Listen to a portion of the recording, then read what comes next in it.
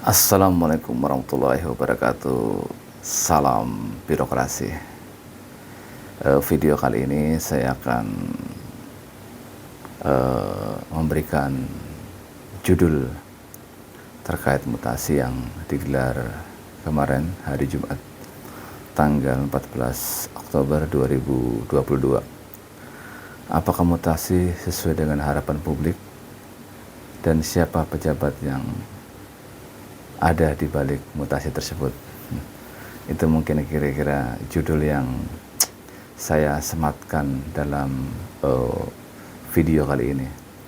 Saya akan memberikan paparan tanggapan terkait mutasi yang digelar pemerintahan Kabupaten Cirebon untuk jabatan eselon 3 atau jabatan administrator ya, yang digelar kemarin hari Jumat tanggal 14 Oktober 2022, di mana dalam pelantikan tersebut tidak kurang dari 399 pejabat diambil sumpah oleh Bupati Cirebon Dr. Andes Haji Imron Rosadi. Kalau saya baca di Harian Umum Radar Cirebon edisi Sabtu tanggal 15 Oktober 2022, di mana Bupati mengatakan kalau mutasi itu ada yang puas dan ada yang tidak puas. Tetapi pada prinsipnya setiap ASN harus siap ditempatkan di mana saja. Kalau ada yang tidak puas, jangan mencari kepuasan di luar. Begitu kira-kira statement dari Pak Bupati dalam Harian Umum Radar Cirebon edisi Sabtu tanggal 15 Oktober. Saya perlu menggarisbawahi dan saya tidak paham apa maksud dari pernyataan Bupati Imron. Kalau tidak puas, jangan mencari kepuasan di luar.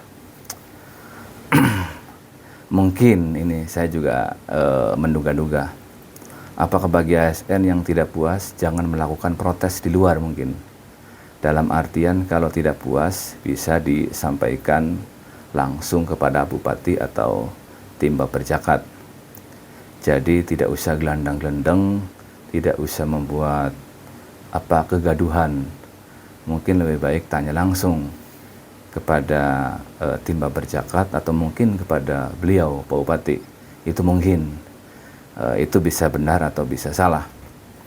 Atau maksudnya pernyataan itu juga bisa memiliki arti yang sebenarnya, yakni ASN yang tidak puas dalam mutasi jangan keluar dari ASN di lingkungan pemerintahan Kabupaten Cirebon. Tapi saya pikir asumsi ini kayaknya jauh artinya bukan itu maksudnya. Mungkin bagi mereka ASN yang dimutasi atau dirotasi dan merasa tidak puas dengan posisinya, mungkin lebih baik menyampaikan langsung kepada yang bersangkutan, kepada Bupati atau tim Baperjakat mungkin. Itu kira-kira. Tapi sudahlah, tidak penting mengartikan apa arti dari pernyataan Bupati Imron tersebut. Toh dia juga mungkin sudah lupa apa yang dikatakannya. Mari kita fokus kepada mutasi pejabat yang digelar hari Jumat kemarin, atau yang biasa disebut dengan Jumat Keramat ya, yang dilakukan secara hibrid di pendopo dan Zoom meeting di masing-masing dinas. Kalau saya amati dari nama-nama pejabat yang dilantik kemarin, terutama bagi eselon 3A ya, yakni camat, kabag, dan sekretaris. Memang pejabat dari kalangan generasi muda ya, mendapat prioritas dalam posisi jabatan. Hal ini menurut saya adalah imbas dari, atau bisa juga ada korelasinya ya, dengan posisi jabatan pimpinan tinggi pertama ya, yang dilantik Bupati sebelumnya misalnya kan. Sebut saja misalnya pendahulunya yaitu Pak Nanan Abdul Hanan yang sekarang menempati posisi Kepala Dinas komunikasi dan informasi lah. Begitu juga dengan Bapak Novia Herdianto yang beberapa waktu lalu juga dipromosikan menjadi Kepala Dinas Ketenagakerjaan dan Transmigrasi. Coba saja lihat, memang ini sesuai dengan prediksi sebelumnya ya. Nama-nama yang muncul kemarin itu memang sudah diprediksikan jauh-jauh hari. Dan media Radar juga memprediksikan hampir sebagian besar tepat apa yang diisukan di luar. Isu yang berkembang itu kan, seperti Pak Faisal Amir, seperti Pak Sunanto, Pak Sako, dan juga Pak Ade Nugroho. Khusus untuk Pak Sunanto ya, memang secara persyaratan normatif tidak ada yang dilanggar mungkin, baik itu termasuk mungkin masalah kepangkatan ya. Tapi di sini sangat mencolok dan rasanya ya mohon maaf ya, Pak Sunanto ini belum waktunya lah untuk menduduki jabatan sebagai Kabag Umum di Setda Kabupaten Cirebon. Kalau lihat dari rekam jejaknya, menurut saya dia juga terlalu cepat ya. Misalnya sebelumnya dia di struktural dikasih di Dinas Pemberdayaan Masyarakat Desa, kemudian juga dia dipindahkan ke teritorial, dikasih pemerintahan di Kecamatan Gunung Jati, kemudian ditarik lagi di Kasubag di bagian umum, dan kemarin mendapat promosi sebagai Kabag Umum di Setda Kabupaten Cirebon. Saya mengamati dalam situasi mutasi ini dari hasil analisa, hasil mendengar, hasil mengamati ya, mendapatkan informasi dari berbagai sumber. Dalam mutasi kemarin ada 3 poros utama ya, yang ya boleh dikatakan mendesain mutasi kemarin. 3 poros ini sebenarnya sudah terlihat ya dalam mutasi-mutasi sebelumnya. Tapi saya semakin yakin dengan 3 kekuatan poros yang menentukan mutasi dan rotasi di lingkungan pemerintahan Kabupaten Cirebon. Tetapi secara umum saat ini alumni STPDN ya mendapatkan prioritas dan sangat mendominasi dalam mutasi-mutasi ini. Ditambah lagi sekarang Kepala BKPSDM ya, Pak Haji Endra Nirmala, Esos MSI juga notabene alumni STPDN atau dulu IPDN ya. Poros atau bisa dikatakan sebagai gerbong atau katakanlah dalam tanda kutip geng ya. Yang pertama yaitu menampilkan sosok muda ya, yaitu Kepala Dinas Komunikasi dan Informasi Bapak Nanan Abdul Manan. Itu yang pertama yang saya tangkap, yang saya amati lah ya, gerbong pertama itu. Sejak menduduki posisi sebagai Kabag Humas ya, yang sekarang berubah nomenklatur menjadi Kabag Forkompim ya, Bapak Nanan ini mendapat kepercayaan penuh dari Pak Bupati. Dia dinilai cukup berhasil dan meyakinkan Bupati Imron. Dia juga masih muda, gesit, banyak inovasi, dan sesuai dengan harapan Bupati. Program-programnya juga cukup menarik, apalagi soal generasi milenial ya, generasi muda. Dan sebagai ganjarannya dia dipromosikan sebagai Kepala Dinas Komunikasi dan Informasi. Dia diharapkan bisa membuat terobosan dan inovasi dalam bidang teknologi dan bisa membantu kepentingan Bupati. Mungkin jarak kedepannya lah di tahun 2004 mungkin dalam ajang pilkada.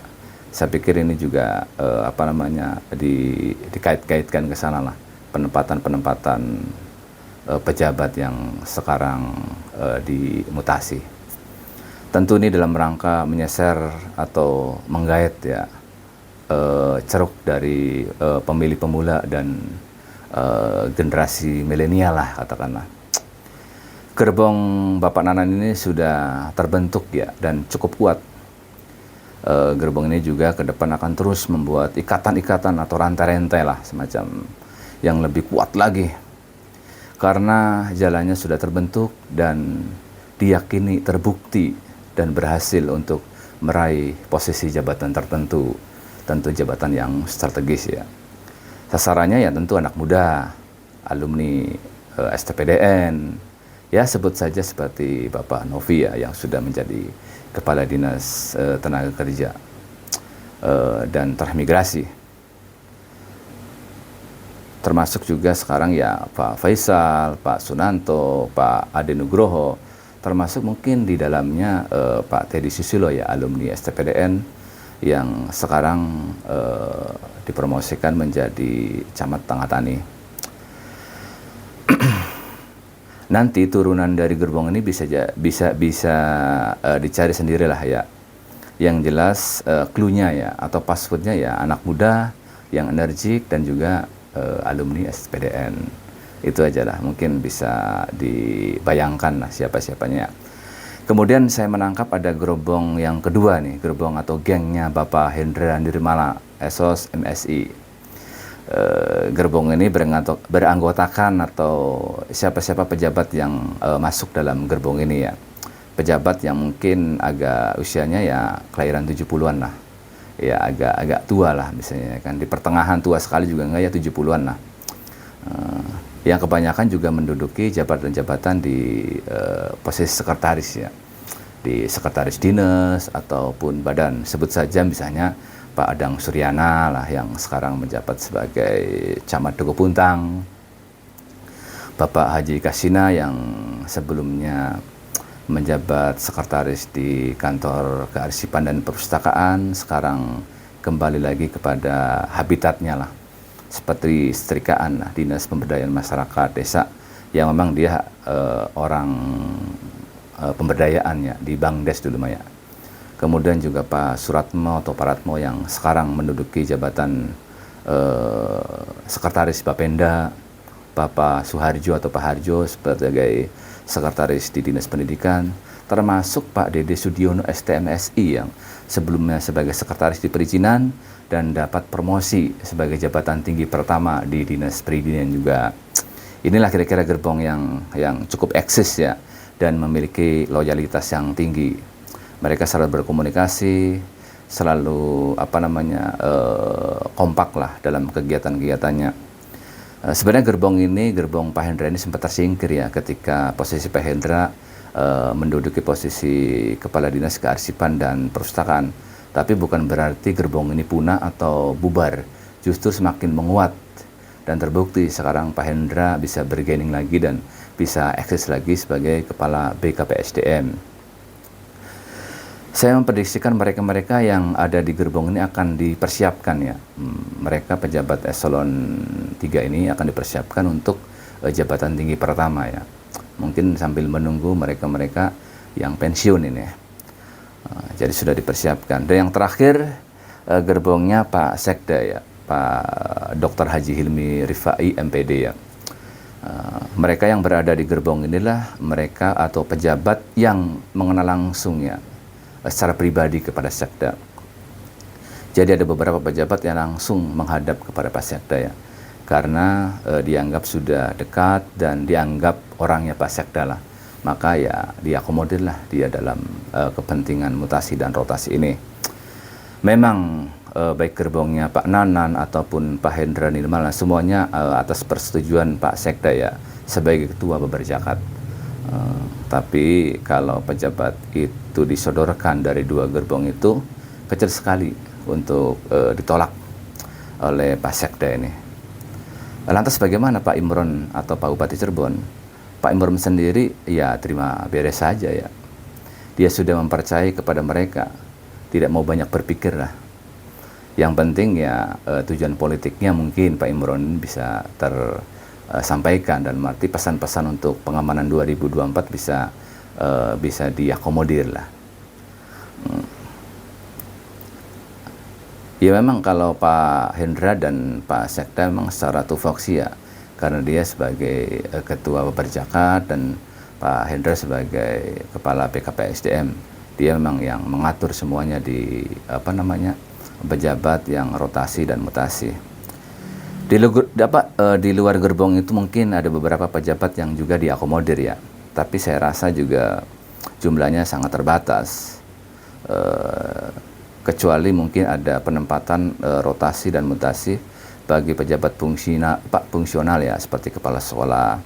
Tentunya itu harus masukan dari kepala dinas terkait, dalam hal ini Pak Roni ya, ke distrik-nya ya gitu kan ya, yang mungkin lebih dominan untuk menentukan dan menyampaikannya kepada bupati melalui Pak Perjakat.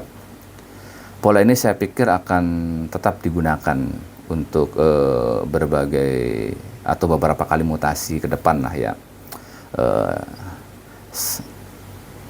sambil tetap melihat ya situasi dan kondisi masing-masing pejabat itu.